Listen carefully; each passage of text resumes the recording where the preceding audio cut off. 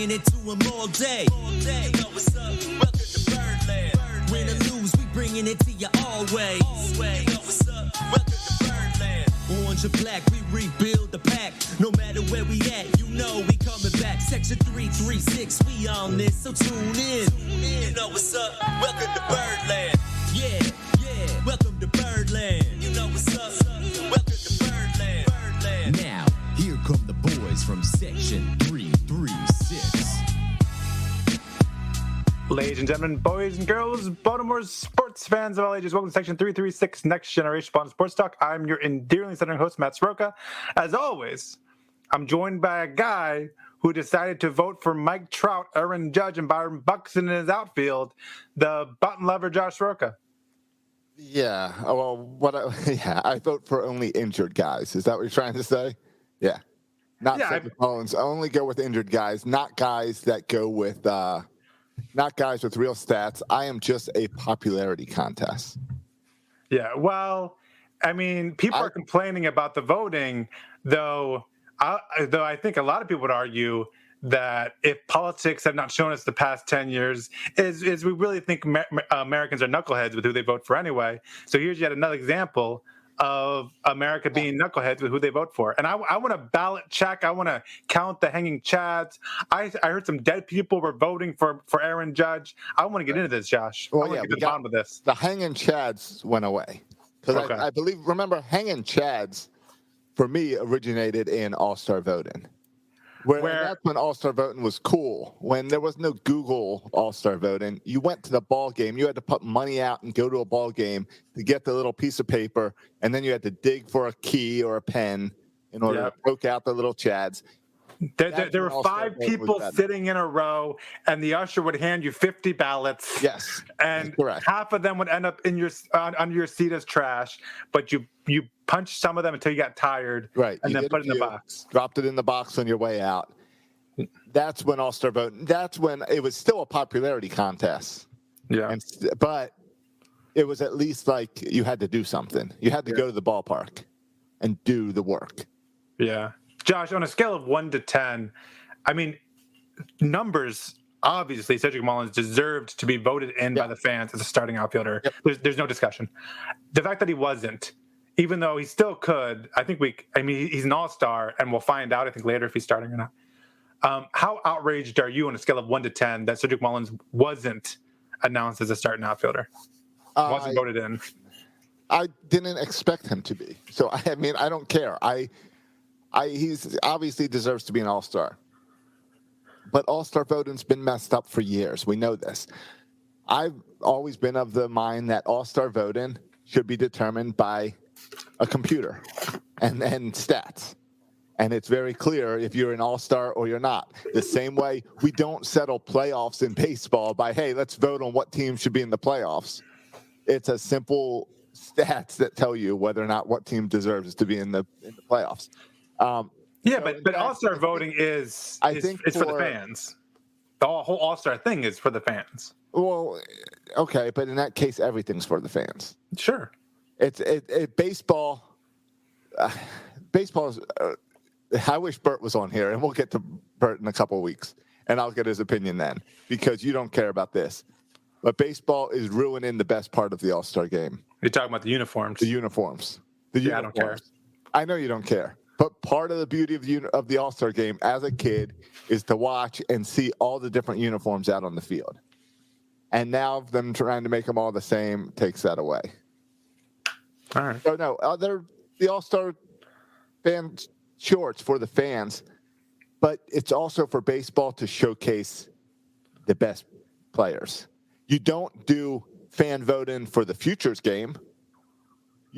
Why do fan game here? Why not it's why I kind of like that Cedric Mullins is a reserve, because the reserve is not picked by the fans. The reserve is picked by players and managers. So I feel like there's more respect if you make it as a reserve.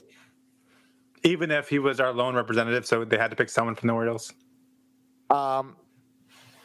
This isn't a Ty Wigginton situation. Yeah. He would have been picked whether or not the Orioles had someone. I'm kind of surprised they didn't force Trey Mancini in, but I guess they figure the All-Star game is enough, or the Home Run Derby is enough for him. Yeah, I think so. I think that's how he gets in, and his numbers. I mean, just look at his numbers; they haven't really warranted. No. He's had a decent year, but not an all-star type performance.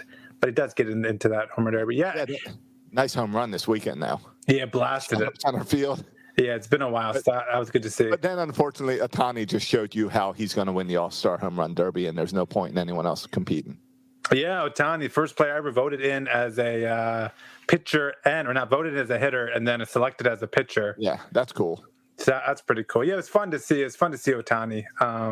Even though he beat the Orioles single-handedly, it's still fun to see him play. But no, part of me, there's somewhere deep, dark part of me that's happy Cedric Mullins didn't get voted in, because just another chip on the shoulders of Oriole fans about how we're always being disrespected. And here's yet another example that we get no respect in this game, and baseball hates us. So I kind of like it from that. I do like that. Point. I assume all sports fans are this way, and we just see it a lot from Baltimore fans, because it's the same with the Ravens fans. Ravens fans get all upset every time there's a top quarterback list that doesn't have Lamar in like the top 5.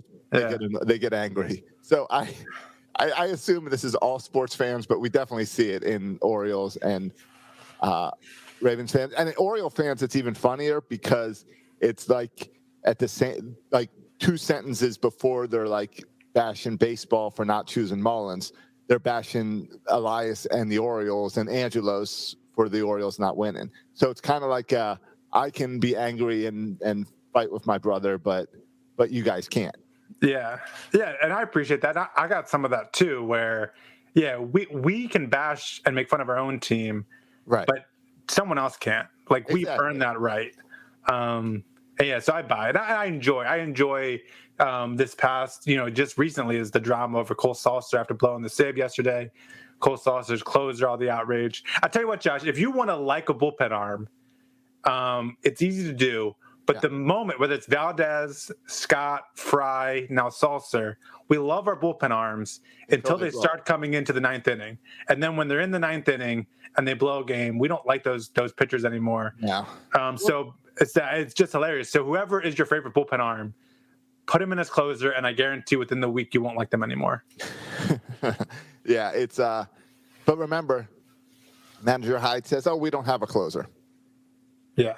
It's because as soon as we put someone in there, they fail, and we got to try someone else there. Yeah. The reason we don't have a closer is because the same reason we don't have a starter most games.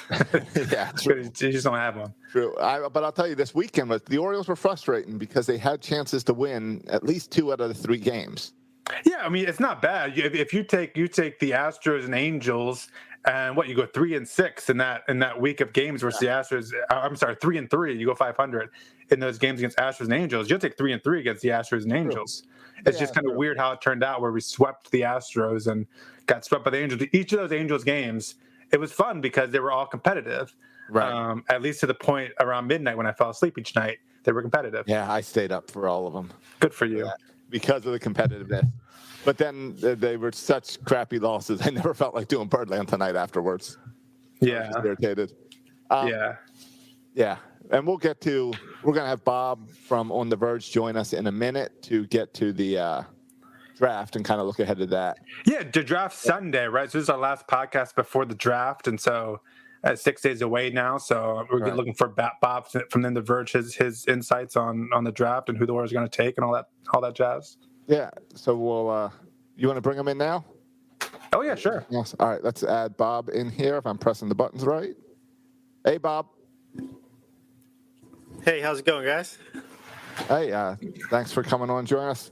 All right. So Bob, your podcast is On The Verge. It's part of Baltimore Sports and Life.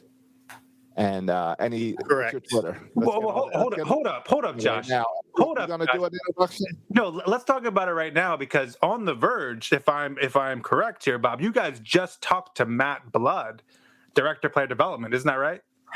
Yeah, we just got done with that interview. Went pretty well, so check it out. What are some? We're not live. Are we live right now? Yeah, we're live. Yeah, we're live. Okay. Yeah. Can you give us any kind of quick teasers from the interview with Matt Blood? Grayson Rodriguez is going to be promoted to the Orioles on Thursday. No, you got to tune in to find out. No, All right, fine. he gave a lot of good information. It was exciting. It was good to have him on there. Yeah. All right, so yeah, you guys are going to get into a lot more detail on that episode than we're going to get to cover here. So make sure you go check out On The Verge. Yeah, that's cool.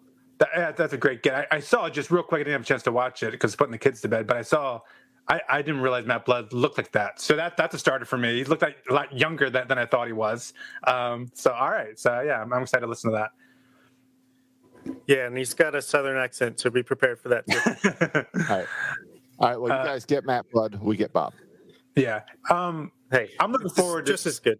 Yep. I'm looking forward to some of the draft questions Josh has to ask because I feel like Josh knows absolutely nothing about this upcoming draft. So I'm going to let Josh handle all the questions. I know so much about this draft. Oh, do you, Josh? Where do you want to start with this? I mean, first, how many picks do the Orioles get? I know it's only a 20 round, but we get extras because of compensation, right? I think we get one extra in there. I think it's a second round comp B, something like that. All right. Is that a good question? I'm a real expert. Yeah, great. We bring Bob in to tell me what draft picks we have, Josh. That's a terrible question. How about this? Yeah. Are the Orioles going to draft one of these Vanderbilt pitchers? No. All right. If I can follow up on that, unless, Josh. Yeah. Well, go ahead because I mean Jack Leiter's going to go high, right? Isn't that the plan?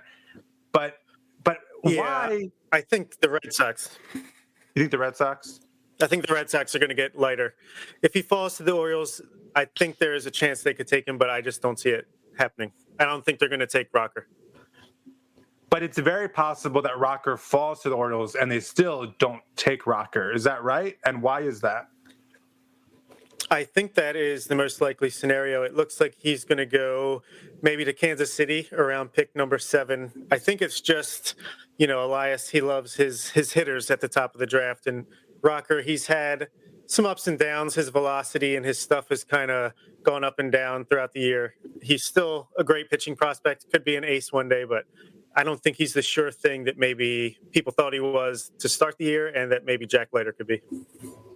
Yeah, that's wild how so much changes from the offseason, these conversations, right? Where it was always Kumar Rocker number 1, maybe Jack Leiter number 2, to now we see him dropping all the way to number 7. Does this have more to do, Bob, with the play of Rocker and maybe Leiter to a lesser extent with their play? Or does it have more to do with these high schoolers that have moved up to the top of the draft because now we've seen more? Like, are the high school players better than we thought they were, or are Jack Leiter and Kumar Rocker worse than we thought they were? Yeah, I honestly think it's more of I guess it's the former. The high school shortstops, I think, are really, the high school season came and went, and they really impressed a lot of people. I think it's just a matter of them having higher potential more so than Leiter and Rocker falling down a bit, but a little bit of column A, a little bit of column B, but I think it's more that the high school shortstops have really impressed a lot of people, and Henry Davis, the Louisville catcher, as well. Yeah, well, and I did want to ask about the catcher position because there's a lot of talk about that this week. But with the high schoolers, if Elias goes the high school direction, that's telling us that he's extending the rebuild even longer, right? Or is he already looking past the first rebuild and make it last? Yeah, I really think it's just a matter of get the best talent in there, and go from there. You want to have your guys that are going to be knocking on the door next year, and you want to have guys that are 4 years down the road. But I think these high school shortstops are as good and should, kind of like Gunnar Henderson, get a little bit of a head start compared to your normal high school draftee. So it's very easily, if it's, say, Khalil Watson, that's who I'd like to see the Orioles take next week or this coming weekend. And let's say they took him, he will probably finish the year in the GCL/FCL and then start Delmarva next year. Could follow the Gunnar Henderson path and be up by 2023, 2024, if that all goes well. Yeah.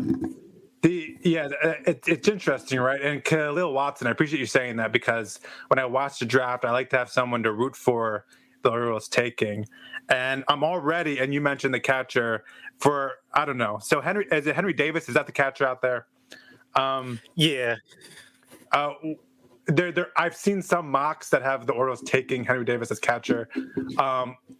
With Adley Rutschman at catcher, I know normally don't draft for need, but obviously Adley Rutschman appears to be the real deal. So if the Orioles take Henry Davis, there's got to be another plan, right, for Henry Davis outside of catching? No, I think it's the other way around. No, for Adley? No, I think is Adley going to center field, Josh? No, I think Adley's going to first base. Because look around Major League Baseball. Where do you have a power hitting catcher anymore? That used to be the position. It's not anymore because they're so worried about these guys' knees. They move them out of catcher if they think they're going to be a long-term bat. All right. Will you tell me, Bob? Is this Henry Davis kid a better elite defensive catcher than Adley Rutschman is? No, he's not. But I don't think what Josh is saying is completely without merit because I think you might see, Rutschman get half the time, maybe a little bit less than you would expect from a starting catcher. He is playing first base at Bowie. He could play some first base, play some DH in between his catching days because you're going to want his bat in the lineup every day. But no, Davis, he's just the best bat, period, at the college level this season. So he could easily move to third base, first base, corner outfield, and he's still going to hit very well, and he's got a good arm. So, yeah, he's more of you draft him for the bat, not necessarily the catcher position. And well, that's fine. I don't care about comparing him to Adley. Is he better at catching the ball than Pedro? Because Pedro is completely irritating this year. Yeah, he's terrible. I think all three of us are better than Pedro at catching the ball this year. Right. This is when years ago the Orioles pitching was so bad we wanted to have our own tryouts to show that we can throw the ball better. I feel like we need to do the same in the catcher position now. $1 million glove. That's right.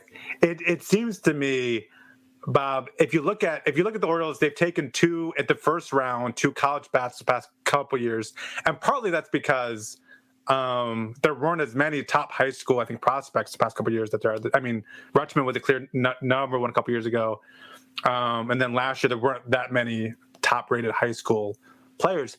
But it also seems, am I wrong, that there's some more risk when you take it to high schooler because, especially if you're Mike Elias, who loves data, right?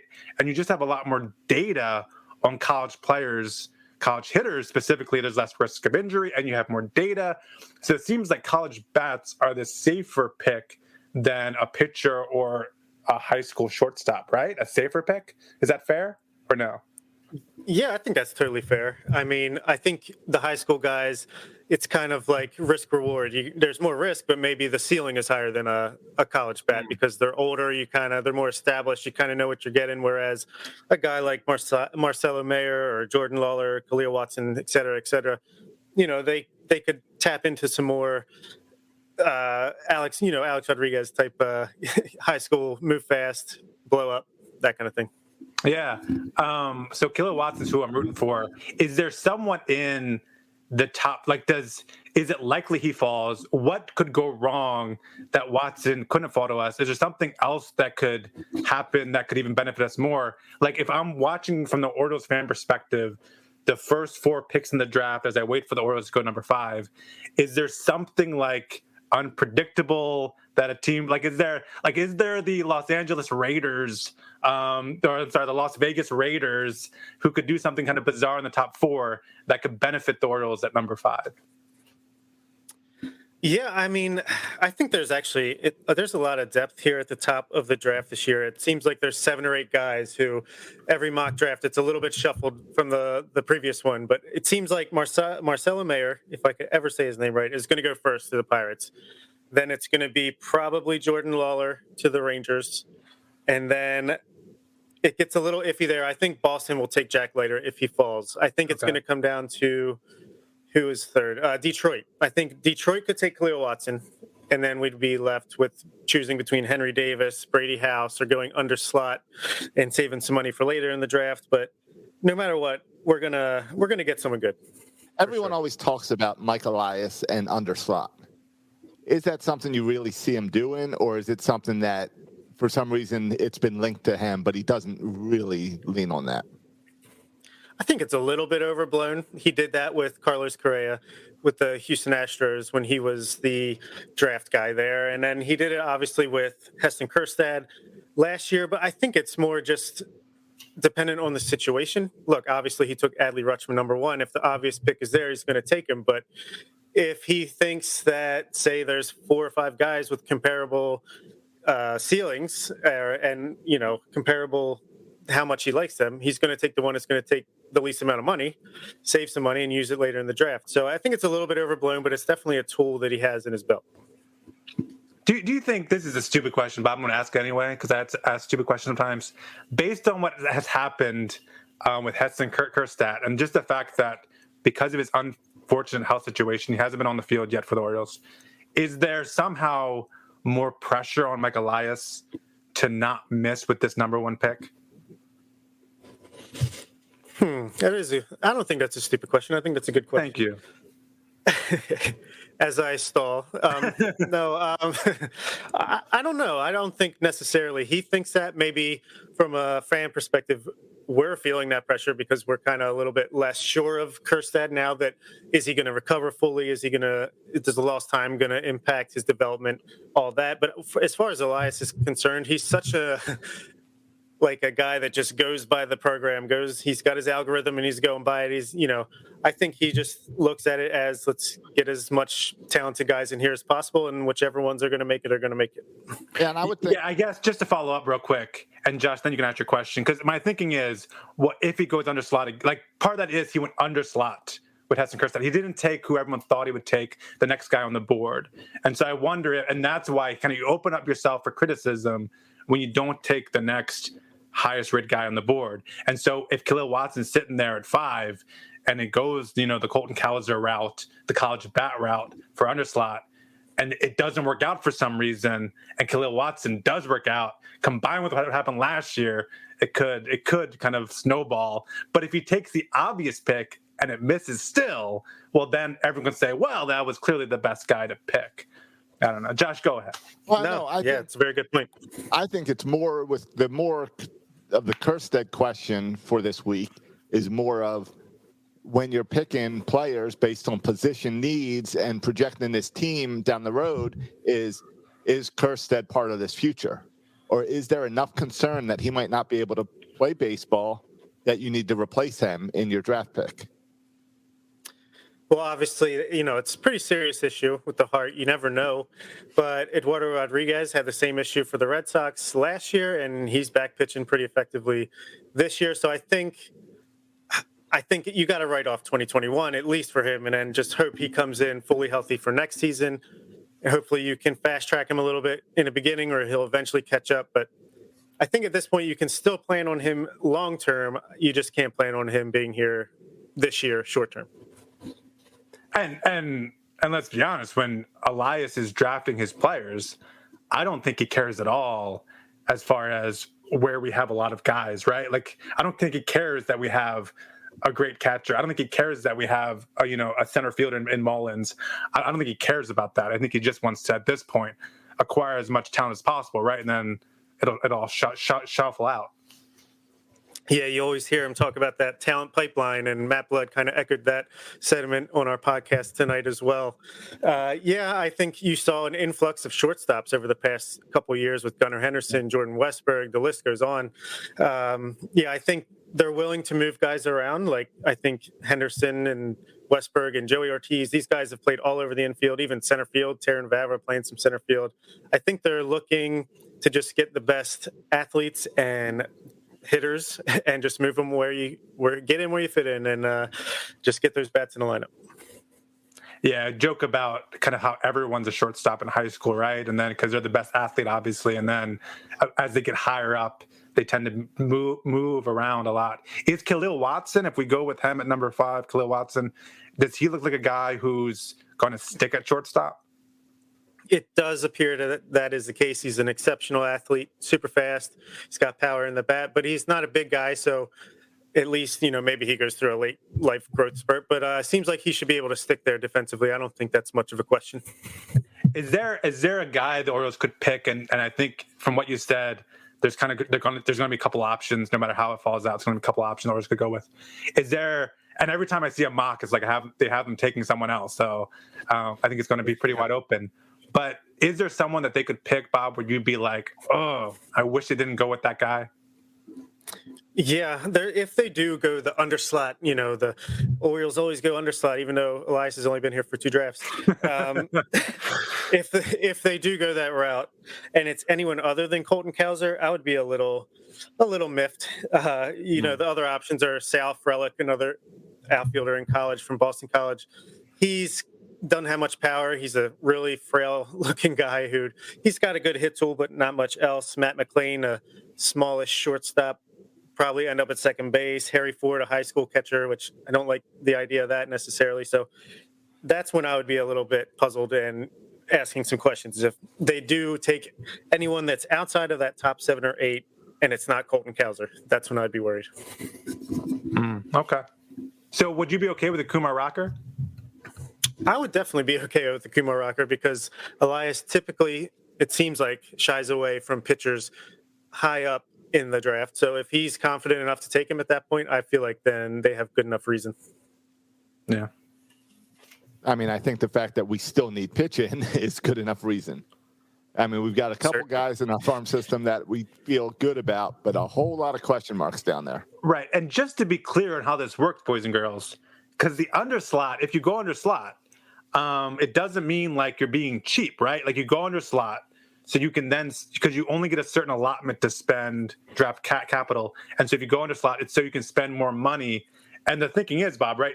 There's a player in high school that might go to college, but if you can entice him by giving him more money, then you can get him to stay. And the only way to have more money is if you go under slot with your top pick, right? Exactly. So, yeah, like you said, if there's a high school guy who, like Jack Leiter 2 years ago, the Yankees took him, and there's a chance he could have gone with the Yankees if they were willing to pay him enough money, but they didn't, I guess, go under slot enough earlier in the draft. But yeah, if there's a guy who it looks like he's probably going to go to college, but maybe we can talk him out of it, I think you're in communication with his agent beforehand to figure out that number before you do anything drastic. Or even if there's like a draft eligible college sophomore or junior who's coming off a bit of an injury or a down year and they don't get a high enough pick or enough money, they could just go back to college again for another year and try to improve on their stock. Yeah, you're basically just trying to save money with that pick to spend later, so it's not really being cheap.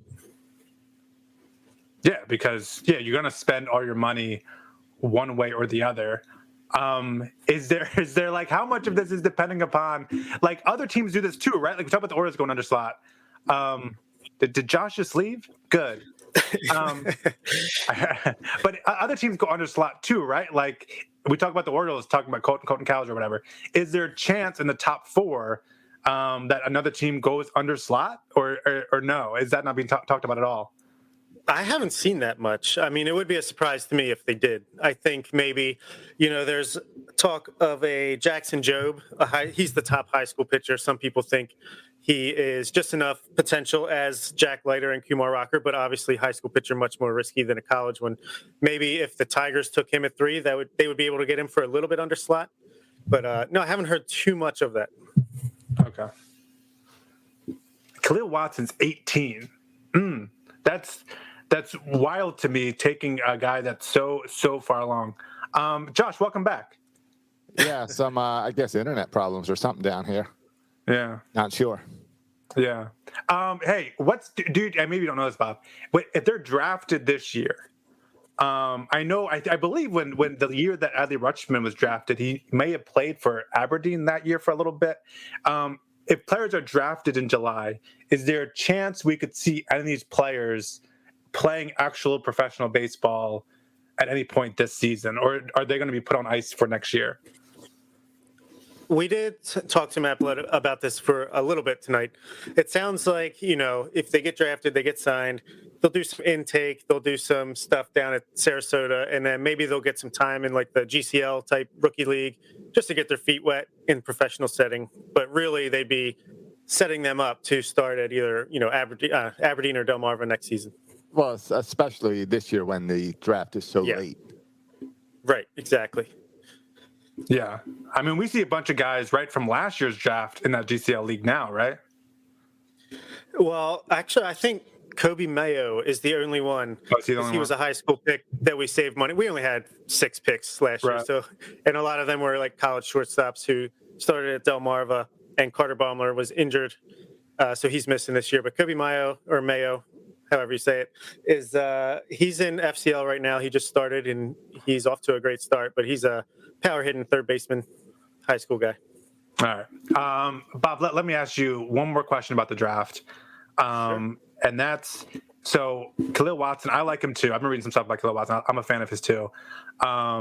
If we don't go Khalil Watson, for you, who's the kind of the next guy? If we don't get him, or if he goes number 4, who's the next guy on your list? Assuming it's Mayer, Lawler, and Leiter at the top. And let's say Watson goes number 4. Who's number 5 for you in that situation? See, I would be between Colton Cowser at that point. I do think if that is the 4, then maybe Colton Cowser at underslot is the pick, because I think he plays at Sam Houston State. So it's like, not against top elite competition, but he has the best batting average against pitches 97 miles per hour or faster. Seems like he's really got the tools. It's just more about the level of competition that's keeping him down a little bit. Or you go Brady House, the 4th-rated high school shortstop, who will probably end up as third baseman, but he's got some serious power and a great hit tool as well. So I'd be between House and Cowser, and I'd probably just see what options lied ahead in like the second round that I could maybe get for overslot. Okay. Fair enough. Hey, Josh, you have any more draft questions? I want to ask Bob one question about this organization. All right. Bob, can I ask you just an organizational question about our minors and stuff? So, of course. Even you said no, I'm still asking. I talked last week on here. Just lately, I've been kind of depressed about the Orioles. And if you think about it, and let me phrase this question, because I listen to The Verge every week too, Bob. I really enjoy your show.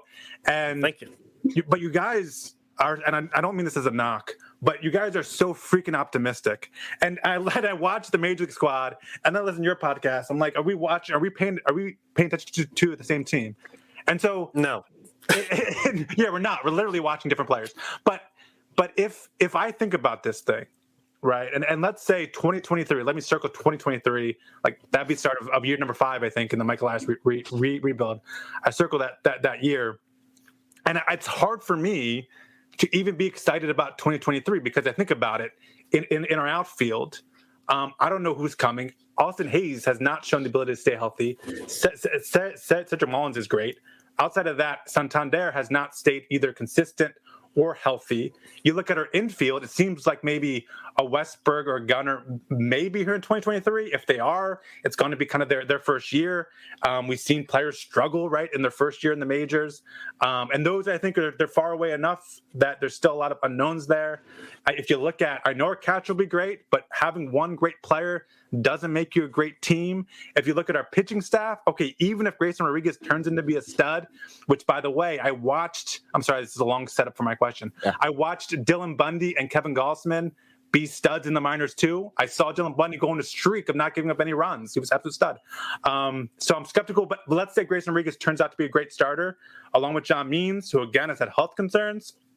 Outside of that, who do you got? So if you tell me that you got Rodriguez, DL Hall, Kyle Bradish, I would say, just kind of based on my experience, what I've seen, there's a chance that one of those guys turns into a really good starter, one of those guys turns into a really good bullpen arm, and one of those guys either stays hurt or is inconsistent or doesn't just work out. And so outside of those kind of 3 guys, I don't know who we have. It seems like we have a bunch of Keegan Aikens, Dean Kramer types, and I was so optimistic for Dean Kramer, and he's really struggled. I was excited for Zach Lothar. He struggled. Alex Wells has been inconsistent. I look at these other guys. I know there's another crop coming, and I just think of the cavalry we had back in the day. I know Kevin Smith is coming, but again, I throw him into the Dean Kramer category. Like, and if you don't have starting pitching, I don't know if you can do this. And so if you just have John Means and Grayson Rodriguez, along with kind of our offense, I don't know. From where I'm looking at it, Bob, we have a ton of holes in this organization, and I don't know if there's enough good minor leaguers to fill all the holes that we have. Am I wrong, Bob? I'm sorry. Can you repeat the question? No, I can't. No. No, I totally understand what you're saying. And we are definitely more on the optimistic side.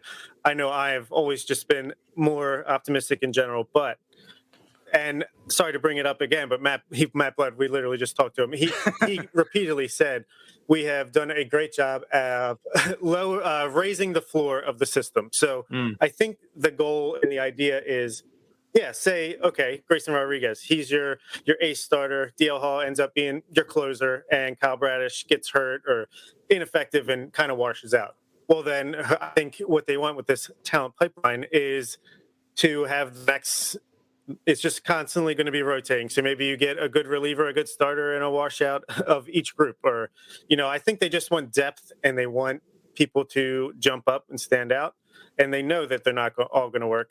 But the idea is that enough will work to fill out the roster and make us a competitive team. And hopefully by then we'll be able to spend a little bit of money.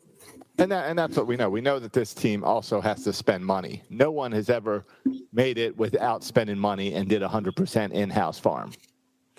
Yeah, I guess our AAA pitchers don't seem very good, and that doesn't leave me a lot of hope for next year, right? It seems like our best pitching prospects are 2 and 3 and 4 years away. But is that true? Is that true that the best pitching prospects are just in the lower leagues, or that when these kind of mid-level prospects make it up to Norfolk, by the time they get there, the competition's harder and they just are struggling more? Like, is Alex Wells, if he was in Delmarva, this is a really hard question to ask, but if Alex Wells was in Delmarva, would he be, ranked as high as, I don't know, Zach Peak or one of these other kind of starters that we like who's younger? Yeah, I mean, it's possible, but it's also, the age. Like Alex Wells is like 24 years old now, so he's. It's a little bit different, but I understand what you're saying. I actually think Kyle Bradish, Matt Blood puts him right up there with Grayson Rodriguez and DL Hall when you listen to him talk. He literally thinks that they're on the same level. He thinks his stuff is so good. So that's exciting. Yeah. But, I feel like the Orioles keep everyone at Bowie, and like Norfolk is more of like their supply house for when someone gets injured.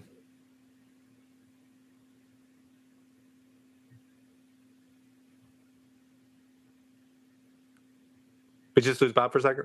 Or did we lose me? I was trying to figure out if I got knocked off. I guess it was Bob this time got knocked off.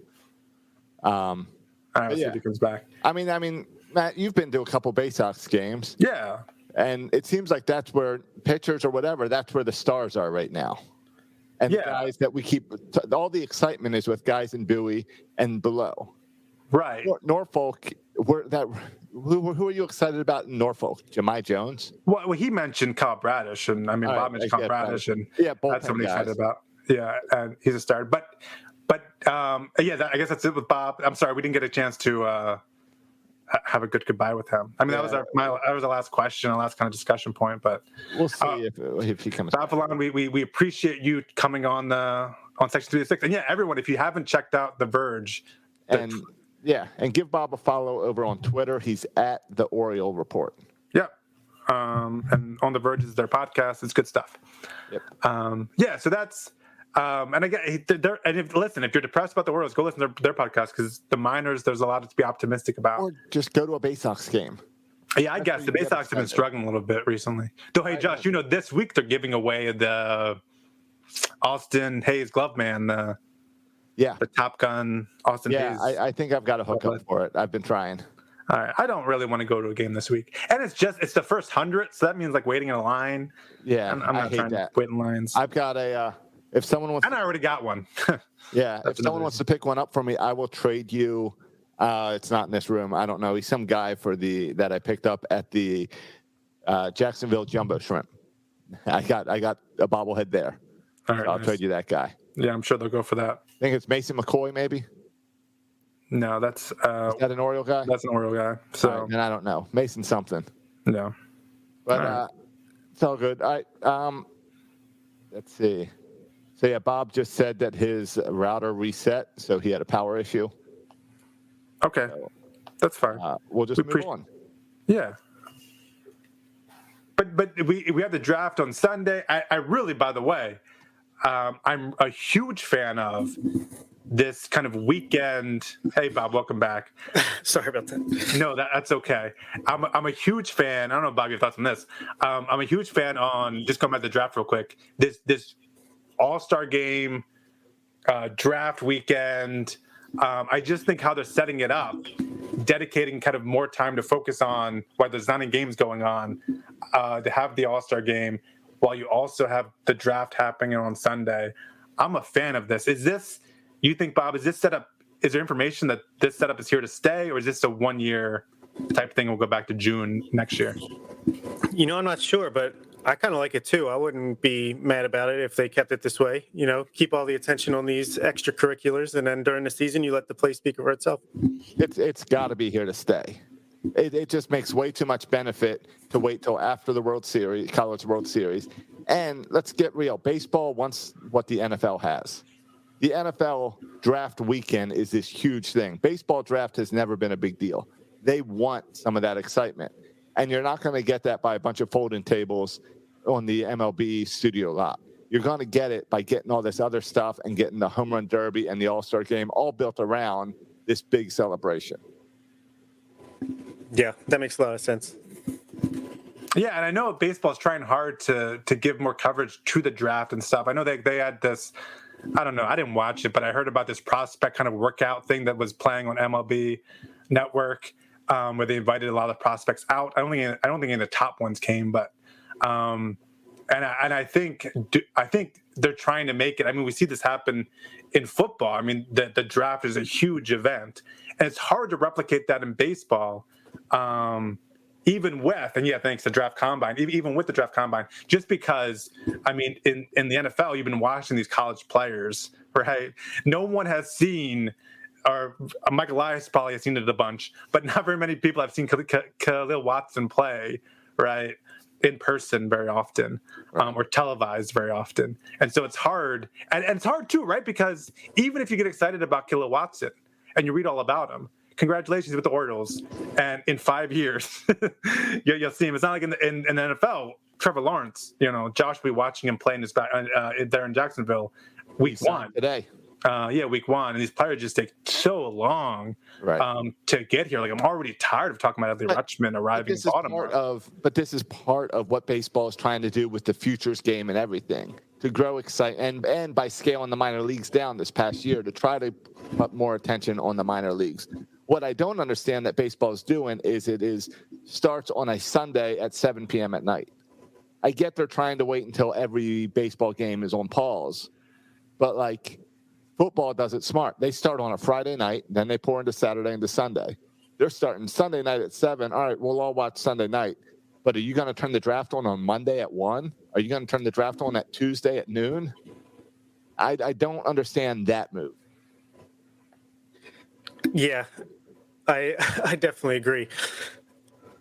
Yeah, I don't know. I mean, I don't know. Josh, Bob's watching the day 2 of the draft. Is anyone else watching day 2 of the draft, though, really?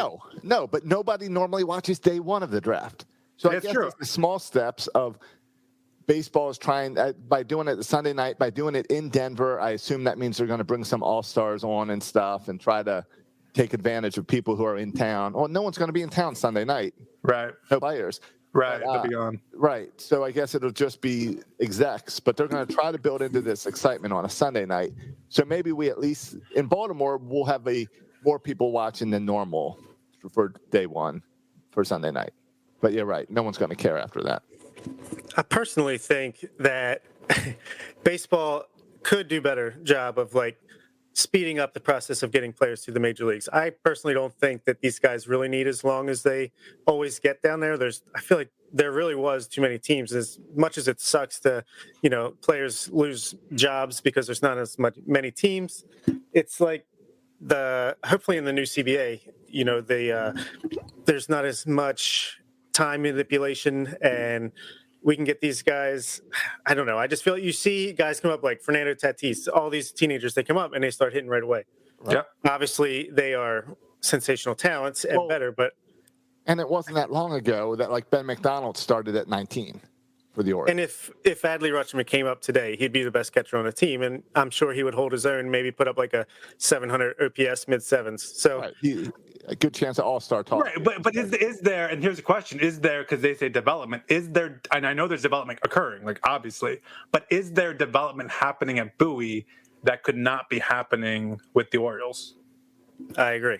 Yeah, I don't know. I think he'd still be playing every day if he was with the Orioles, and obviously he'd be getting better. Maybe he wouldn't come out of the gates with a 900 OPS and be the all-star that everyone wants him to be. But, I mean, that's part of it. I feel like get these guys up here, have them be a free agent after a certain age, so then you get them up when they're good enough to be up, and then they develop from there. Well, what this long development time and these farm systems do is what they really do is help the teams that like the Yankees and the Red Sox, the teams with the money, the teams that are always spending, because they can have a full team ready to go in the minors for when they need them to come up. It's probably part of why you see so much parity in the NFL, because a draft can really change a team completely. We've seen that with the Jaguars this year, with how much the draft is going to change them from last year to this year. You don't see that in baseball because of the long term. Well, yeah, you rarely see a team go from the bottom of division. I know that Red Sox it doesn't recently in the AL East sometimes, but you rarely see kind of a first to worst type situation in baseball, right? Not unless it's injuries that drop you to the bottom. Yeah, or you just go wild in free agency or something. Yeah, right. Absolutely. All right, hey Bob. Well, thanks for coming on and chatting with us about the draft and this organization. It's been fun. Yeah, I appreciate you having me on. I love the show. I'm a big fan of you guys for a while now. And sorry, my internet crapped out on me there for a second, and then I showed up unannounced for a second time. But that's all right. We signed you off, then you came back on, and we'll sign you off again. It's cool. All right. Well, I appreciate it, guys. All right, follow thanks, Bob at the Oriole Report over on Twitter. See you, Bob. All right, good stuff there. Where's your Bay Sox shirt? Is that what I should? Bob and I got our Bay Sox shirts on, and you don't have a Bay Sox shirt on. I have my Adley Rutschman from Darmar. I missed out Adley Rutschman t-shirt night in Aberdeen. If he has a t-shirt, I have my Adley Rutschman t-shirt from Delmarva. I have it from Bowie. And now when he goes to Norfolk, I have to make the drive to Norfolk and get my Norfolk Adley Rutschman t-shirt. I guarantee the Iron Birds are selling an Adley Rutschman shirt. I don't know. I think they only sell them when they're there. And the Bowie Bay Sox, it's hit or miss because when I went there last time, it was sold out. Though shout out to the person behind the counter because I brought in my Adley Rutschman shirt to exchange the size, and they were all sold out. But she said she was hiding one of each size behind the counter, and so she swapped it out for me. Oh, so that's shout nice. out to her. Yeah, it was nice of her. Maybe she can swap mine out too. Is yours too? What's wrong with it? It's too small? I'm just kidding. I think it was too big. Oh, then I should swap with you because I had a large, an extra large. I gave you the extra large. I kept the large. Okay. The large was cut real small. I felt like I didn't know if you even need a 2XL. I don't know. I wear smaller shirts than you, I think. All right, but it was cut small. Okay. Did you try it on? It's cut pretty small. No, I've been wearing it. It's good. It's all right. Good. I think it's cut pretty small. Which surprised me, but it fit fine. Isn't it cut small? I don't know about that. No, it's cut small. Josh, compared that shirt, that XL shirt, to a large shirt you have. I bet it's the same size. All right, I'll compare it. This is a large shirt. I'll find it after the show and compare it and check it out. Okay, thank you. I bet they're the same size. I'll put money on it. All right, I hope so because it was cut small. All right.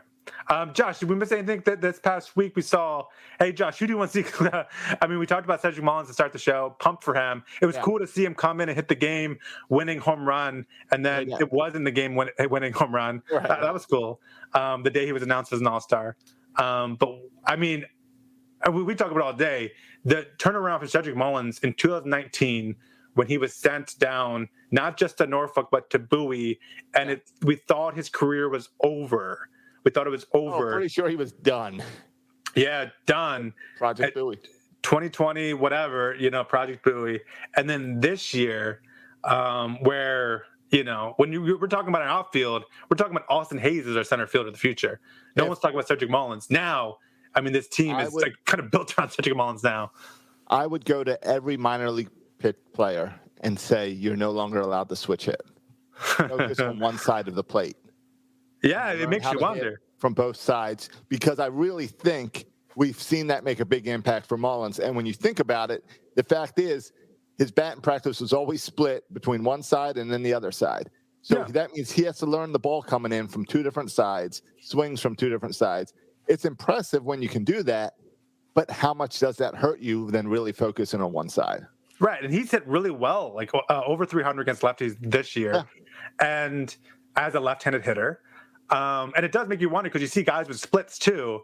And I don't know, looking at other switch hitters on a team like Santander, like looking at their splits, are they better at right or lefty? Certainly, it makes sense to if you're going to switch to be a lefty because you just see more right-handed pitchers than left-handed pitchers, and lefties tend to do better against right-handed pitchers.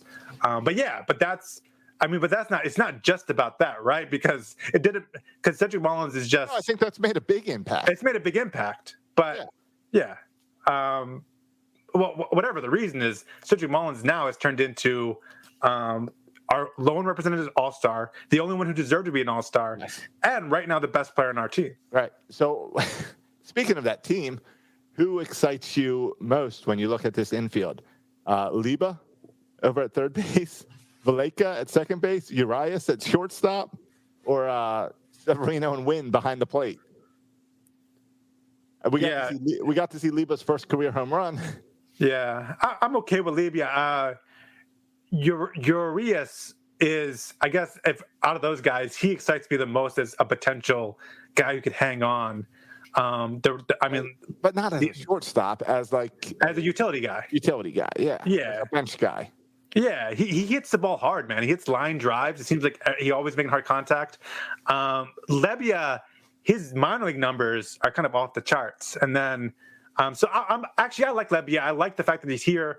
I want to see like a larger sample size of Lebia because he's shown he can put up numbers in Norfolk or at AAA, also with, I think it was Arizona before. So, like, I want to see a larger extent of him. And this is kind of the team to do it. Let him play third base or whatever, second on a consistent basis. Valleca, no. Like that's when I go up and go to the bathroom when he's up at bat. No, I don't want to do Valleca. Yeah, I've been done with Valleca a long time ago. So yeah, and so those guys, I'm okay with Lebia. And yeah, I'm curious to see, Josh. We approached the All-Star game this week, right? Or I guess actually, technically next week or whatever. Yeah, we'll be doing another show before the All-Star game. Yeah, because it's next Tuesday. But we're past the halfway point of the season as far as games wise. We are, and I think it's going to be interesting to see what happens with Pedro Severino, Michael Franco, these guys who will not be here next year. There's no scenario where Pedro Severino is here next year. There's no scenario where Michael Franco is here next year. I would even say Pat Valleca. There's very few chances he's here next year. But also no scenario where you can trade these guys. You're stuck with them. Exactly. And they're not tradable. You can make the same argument maybe for Matt Harvey, right?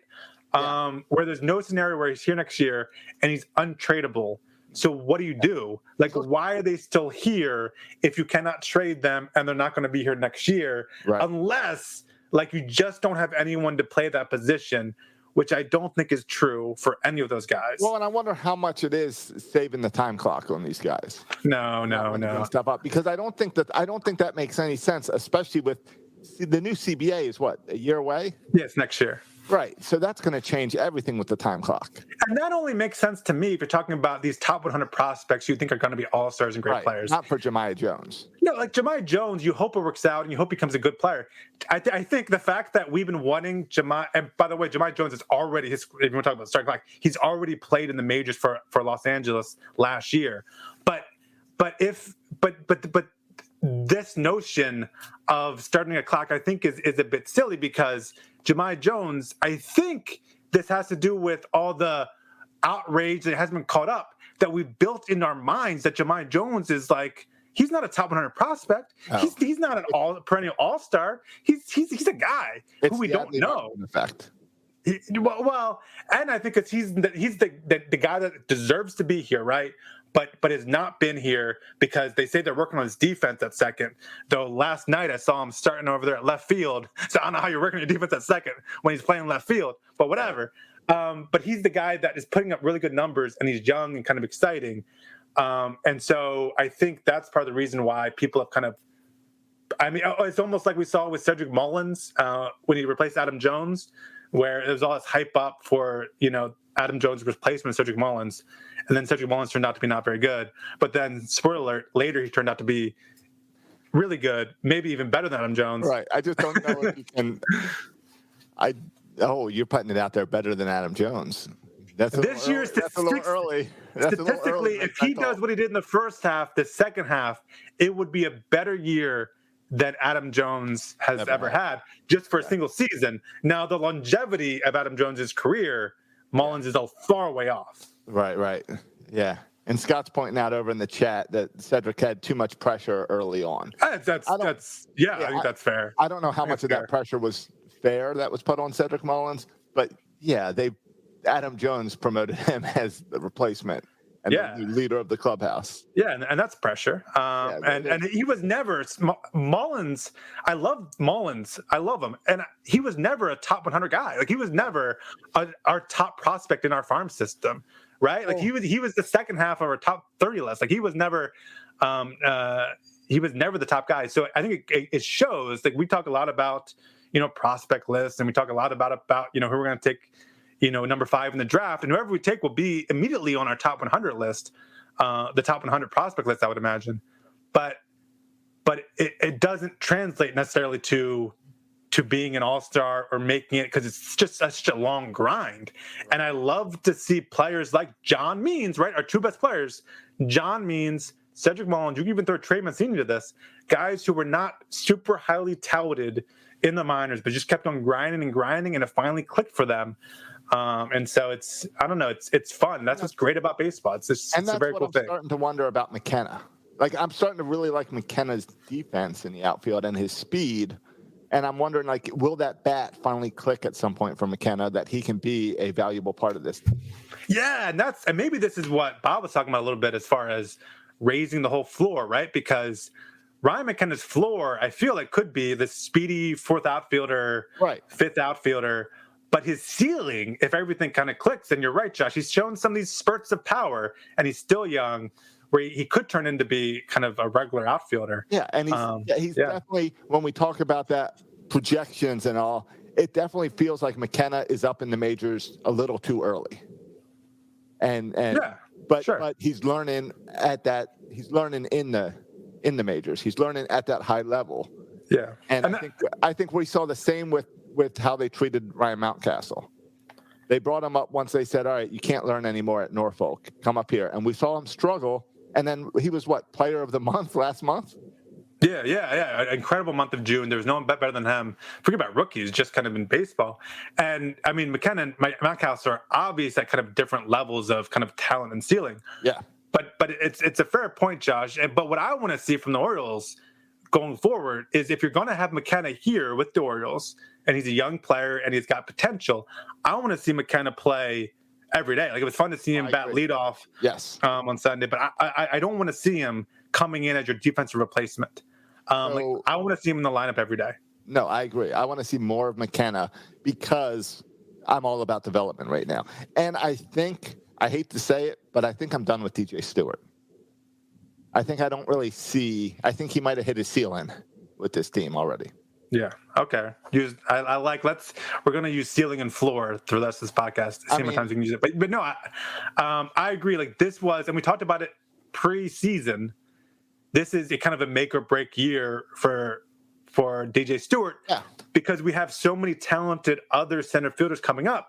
And we weren't talking a lot about Ryan McKenna, even though he was. Like, Mike Elias obviously liked Ryan McKenna because he put him on the 40-man roster in the offseason. And there were other guys who warranted, I think, that spot, who could have argued that they deserved to be in that 40-man spot. But he put Ryan McKenna, which surprised some people. But it showed how much he liked, how much Mike Elias liked Ryan McKenna to put him on the 40-man. Right. But you're right. Like, DJ Stewart's time is running out. And now I think we're seeing right, he's getting less and less at-bats. And I would imagine the second half, Santander has not played well enough to be traded. We'll see what Trey Mancini goes anywhere. But it seems like Yusniel Diaz is now healthy, playing every day at Norfolk. You're right. Like, how many more opportunities will DJ Stewart have at this point in his career? I don't know. Yeah, and especially, you're right, for the second half, especially when we get into September timeframe and they want to bring up some more of these outfielders, because there are guys that deserve to see what they can do. I love DJ Stewart. I'm a DJ Stewart guy. I like his bat and eye. I just like him as a person. I like his stockiness. I like that he's deceptively fast. I like that sometimes he does silly stuff in the outfield. I like DJ Stewart a lot. And so it makes me sad to say this, but we saw this year, Josh, a similar situation, I think, with Chance Sisco. And this was, I think Chance Sisco was a first-round guy like DJ Stewart, a guy who kind of got chance after chance to perform, pardon the pun, but just didn't work out with Chance Sisco. DFA, New York Mets picked him up. I think DJ Stewart, right, by the end of the season, next year at the latest, if he doesn't kind of change, right, if this is who he is, we could see DJ go the Chance Sisco route. Okay, yeah, I agree with you that. And shout out to I Just Shook You in the chat room. Helped me out with all these draft picks. Impressive. Yeah, with the round. Sisco was the second round of that high catcher draft year. And then he also chimed in that Mancini was 8th round, Means was 11th round, and Mullins was 13th round. Yeah, think about that. We spent this whole kind of conversation with Bob talking about who the Orioles would take the first round. Yet, arguably the top 3 players in our team were taken in the 8th round and later. That's pretty cool. On the Orioles' part. Yeah. It's pretty cool to see that. Yeah. Yeah, no, that's really cool. I'm sorry, Josh, we're running out of time here. I'm just chatting away. I know you had a ball bag. Yeah, you want to get to the ball bag or save it? It's up to you. All right, let's do some ball bag. We'll do it rapid fire style. Pew pew. It's just a ball bag, my friend. Hey, ball bag. How you doing? What's your name again? It's Monday night. The Orioles aren't playing. Let's go. We'll do an hour and 15 tonight. I don't care. All right. Yeah, let's get through a little ball bag because we do got some questions in. All right. First one up. If we have any ball bag questions, if we don't have any questions, we don't need to do it. First one up. Where's the Zany Bertrodi? Well, he was just on. He's changed his name to Bob in the Witness Protection Program. And he learned a lot about the minors. Whatever that. If that was Bert, that's the most knowledge he's ever had on this show. Yeah. No, we hope to have, He'll be back in a couple weeks. Yeah, Get him on for some stuff when we're in the Outer Banks in a couple weeks. Yeah. Hey, listen, we are. What did a reviewer once say about us? Where, what's the adjective that they used? Not consistent. Legacy. Persistent. Not legacy. Persistent. Word. Dedicated. Dedicated. That's the word. But no, Bert does not have kind of that Cal Ripken like dedication to come in here week in and week out and do the show. So he's out of here. But it's fun to meet new listeners because you're a real OG. You're a real coconut if you remember episodes with Bert Rohde and Bert Storytime and all that nonsense. But we also enjoy people that come up to us and have no clue who Bert is. Yeah, that makes me happy. Especially if Bert is with us, that's a whole lot of fun. Yeah, that makes me happy. Yeah. All right. What else? Next up, are the Orioles still on pace for 2023? Man, I with my really long ranting question to Bob, I was touching on this, but I don't know anymore. Right. I mean, it's all based on us hitting 500 next year, right?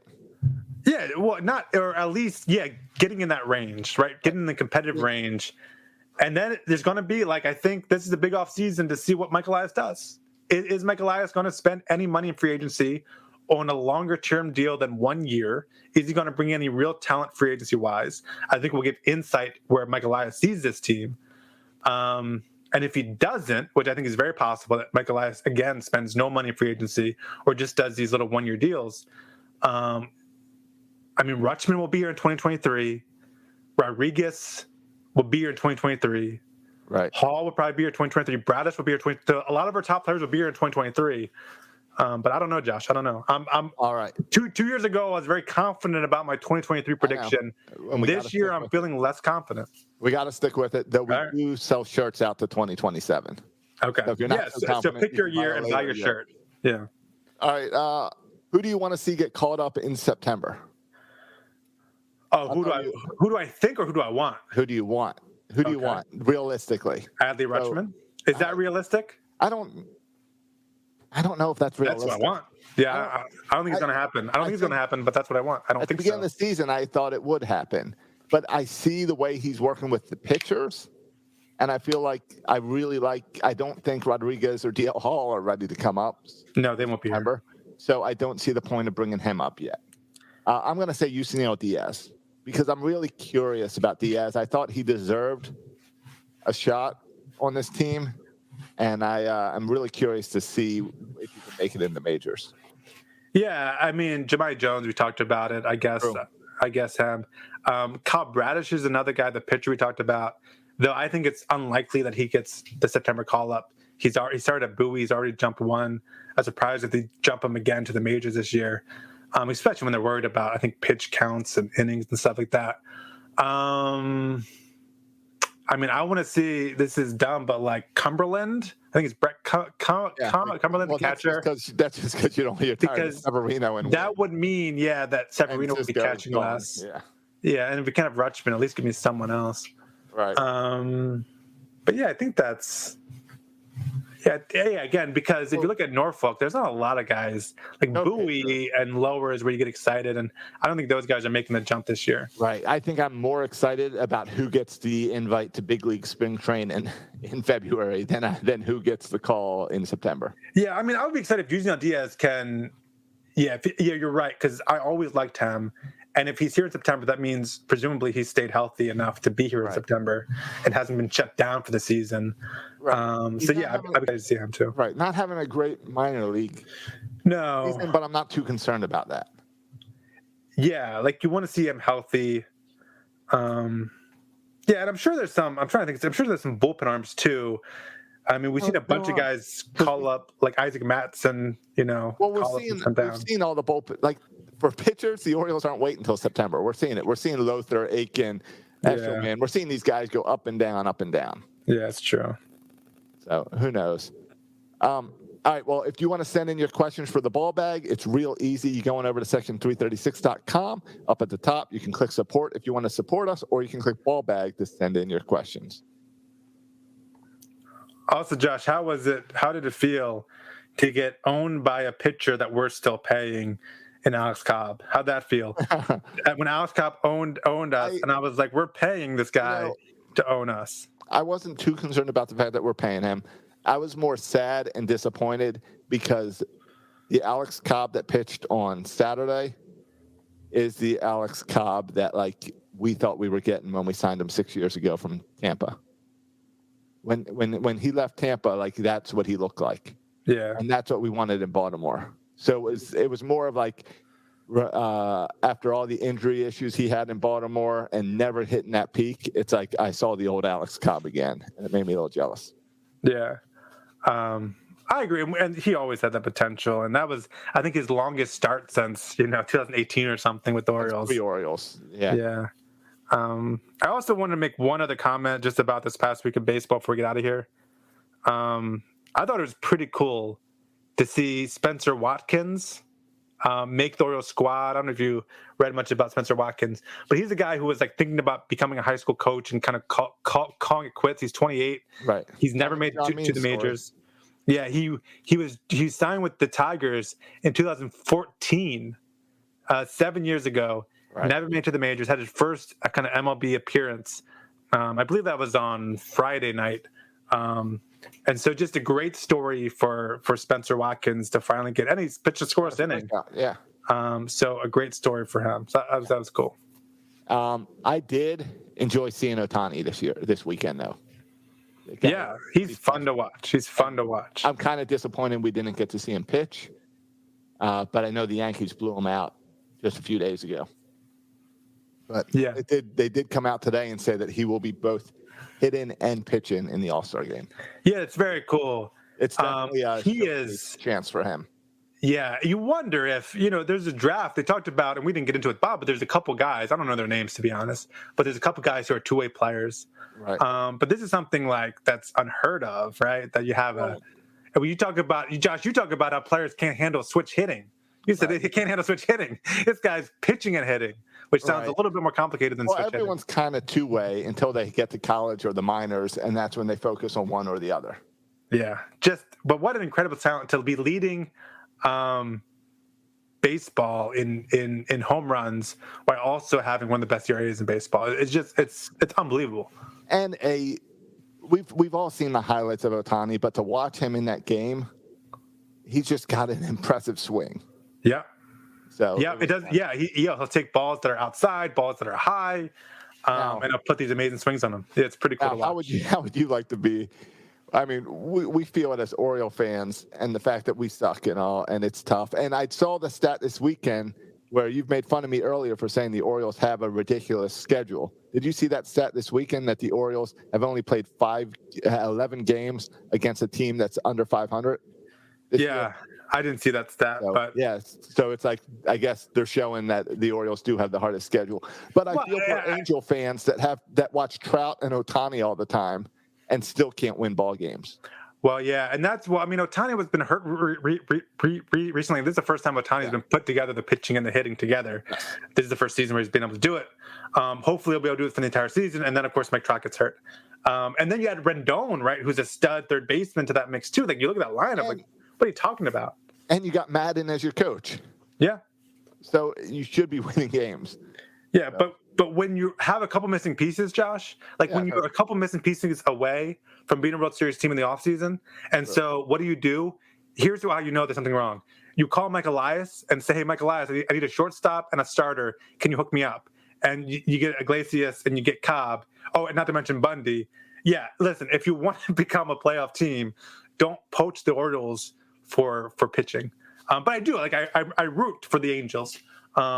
Just because you want to see Trout and now Ohtani in the playoffs. I think that'd be really fun. Right. But I don't want to root for them to beat the Orioles. No, that was definitely not rooting for him this weekend. But Ohtani basically won 2 out of the 3 games for them. Yeah, but this past week we also saw, and we got to wrap up here, but this past week also, like there's great storylines in baseball. The Yankees struggling, and now Garrett Cole struggling, and Aroldis Chapman struggling. These are some of my favorite storylines in baseball. Even if the Orioles aren't playing well, the fact that the Yankees aren't playing well makes me happy. Yep. Yeah. All right, let's get out of here. All right, we'll get out of here. Do we have a word for today, Josh? A word for the day? For our iTunes reviews? Let's go with week? Yeah. If you're giving us iTunes reviews this week, if you use the keywords, you're always in the running for a free 336 shirt. I ended up sending 3 of them out this week. Nice. So I figured hit up all the guys that used Legacy last week. This week's word is going to be sealing. Okay. A lot of sealing and floor this week. Yeah. So go in, give us an iTunes review about sealing, and then hit us up in the ball bag for your chance to win a 336 shirt. All right. Very cool. All right, you can follow us on Twitter and social media, all that good stuff. Like Josh said, write us a review on iTunes, give us 5 stars. Follow the show on Twitter at Section 336 Show, and on Facebook, just search Section 336. You can follow me on Twitter at Section 336. You can follow Josh on Twitter at Josh Soroka. 6 more Oriole games this week, and the draft to talk about next week. Yeah. Will be after the first round. Oh, yeah, we can talk about, hopefully, how they drafted Khalil Watson. We'll find out. Let's hope so. All right. Thanks for listening, boys and girls. And as always, go O's. Go Mike Elias.